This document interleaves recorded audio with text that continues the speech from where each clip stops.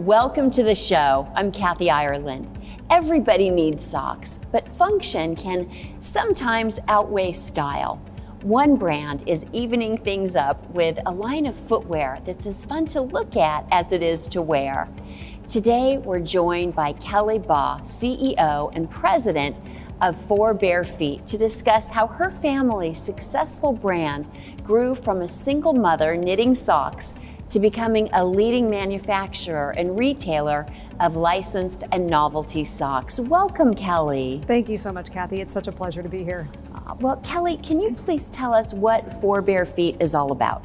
Yeah, absolutely. Four Bare Feet is about a sock company that allows people to express their passion. And we're licensed with the NFL, NBA, NHL, colleges, Hershey's, Wrangler, and several other iconic brands that we take those logos and make them into designs on socks, as well as our own collection of designs, and it allows people to express their passion. Oh, I love it. And can you talk about some more of your unique and fun designs? Absolutely. Some of the designs that we work with and do, like for instance, the NFL. So we take the team logos and create different designs and graphics, fashion designs, and put them on the socks. And then we also take NFL players, and I'm sure you've seen the images of NFL players on socks, so we do that. It's really fun to see when the players actually see their image on the socks, and it's a really cute thing to see. Kids love it.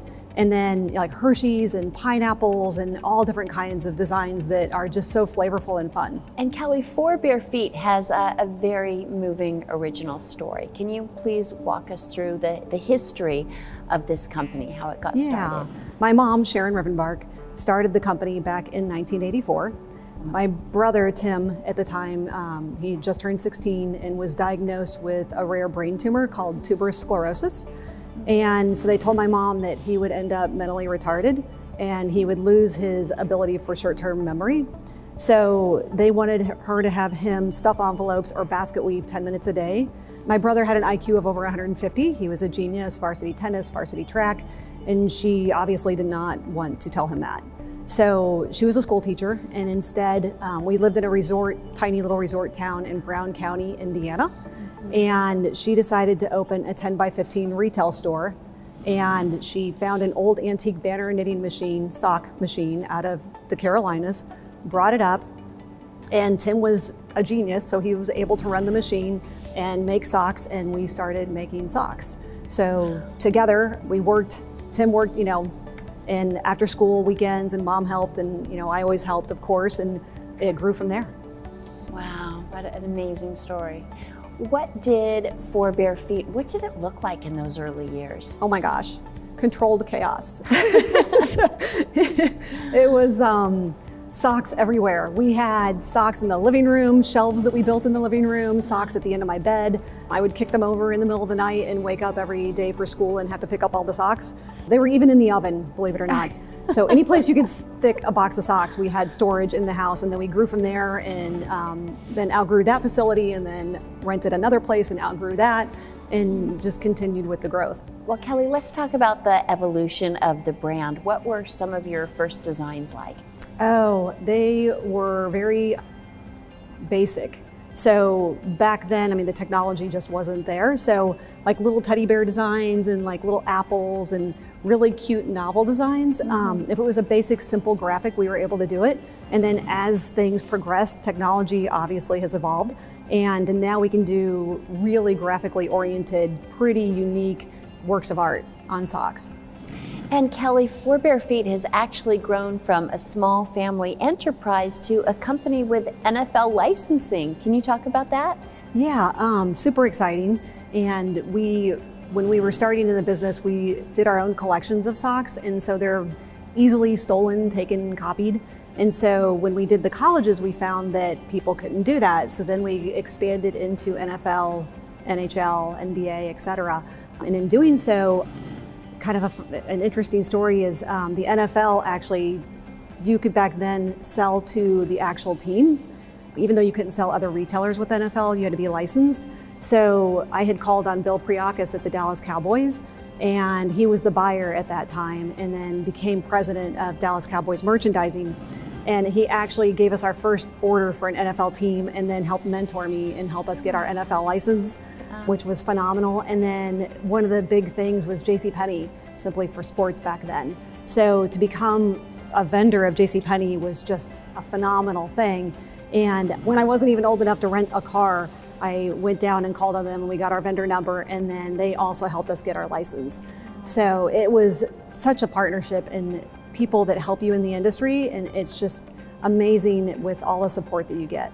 Oh, congratulations on that. Thank you. And Kelly, understanding that charity, environmental awareness, and social consciousness is very important to you, how have these initiatives really helped shape the brand? With our background and with my brother, charity has always been paramount and of high importance to us.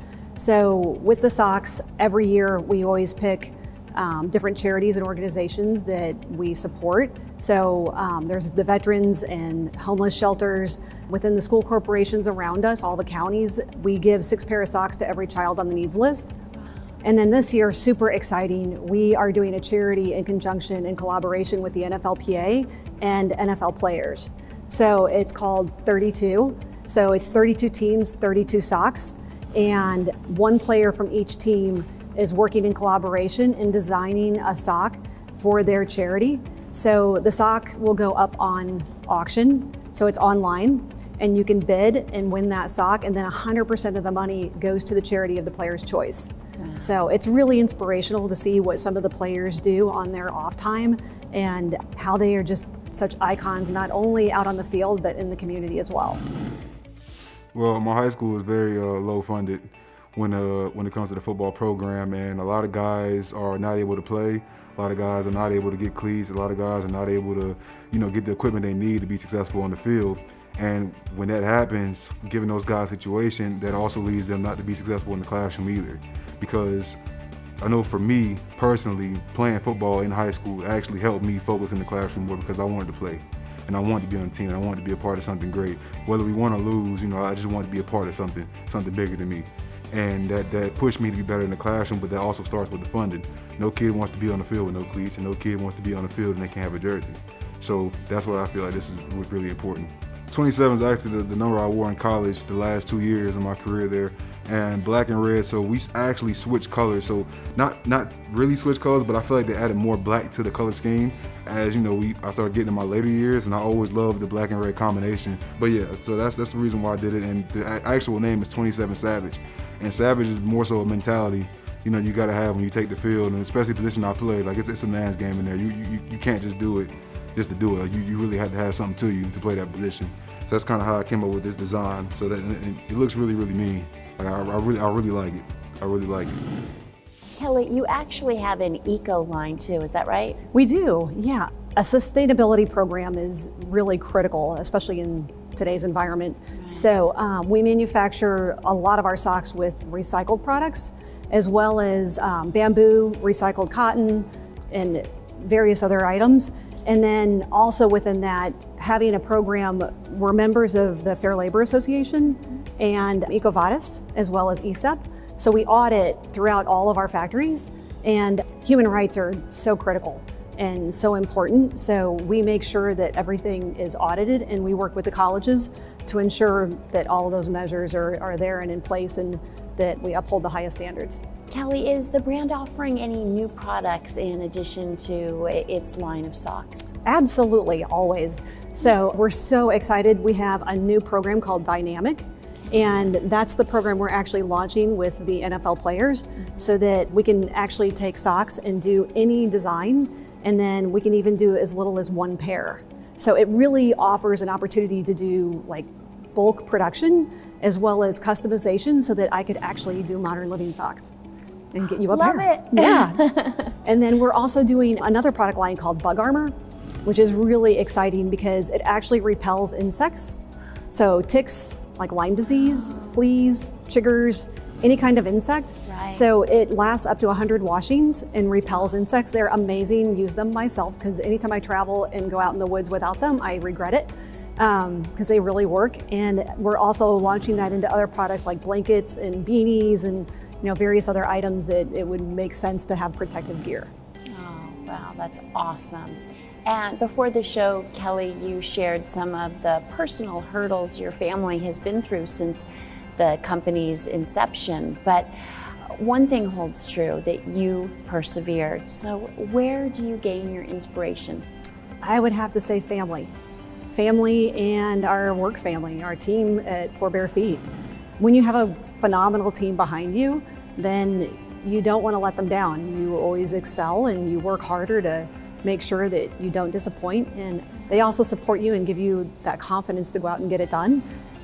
As well as anybody that ever says that you can't do it, it just gives you the determination to make sure you get it done. What makes you most proud about your work? Our team. I really think being able to pull together a phenomenal team that leads and brings ideas, and they're creative and they're supportive, and they're the kind of people, honestly, that you would want as your best friend. So if you have that kind of leadership in your organization, then I just feel that that's success. Well, congratulations to you. And Kelly, thank you so much for sharing your beautiful story with us, and for the passion for the community that you have. And thank you for all that For Bare Feet is bringing. And I'm sure Timothy is very proud of you as he watches over you and your family. And thank you so much. What's next for the brand? Moving forward, always new products, new things. And one of the things right now that is front and foremost, I think, on everyone's mind is obviously with the pandemic and COVID, it has propelled the entire world 15 years into the future. E-com is essential, and it's the new commerce of today. So we have relaunched our website, forbarefeet.com, and anyone can go there and see all of our various designs and fun things that you can do with socks, and it's available to everyone, and we're just super excited to be able to do that. Well, congratulations to you, and thank you so much for joining us today. Thank you so much. I really appreciate it. Thank you. And thank you for watching. I'm Kathy Ireland.